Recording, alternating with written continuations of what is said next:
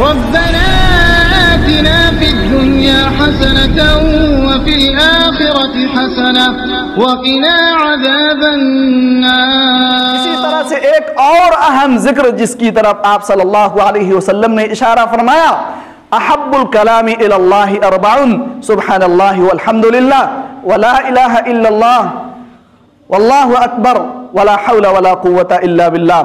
آپ صلی اللہ علیہ وسلم نے فرمایا کہ احب الکلام الی اللہ، 4 کلمے ایسے ہیں جو اللہ تعالیٰ کو بہت زیادہ پسندیدہ ہیں، اللہ تعالیٰ کو بہت زیادہ محبوب ہیں.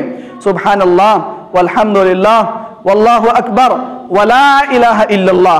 یہ 4 کلمہ جس کو اللہ کے رسول صلی اللہ علیہ وسلم نے فرمایا یہ اللہ تعالیٰ کو بہت زیادہ پسندیدہ ہیں، بہت زیادہ محبوب ہیں.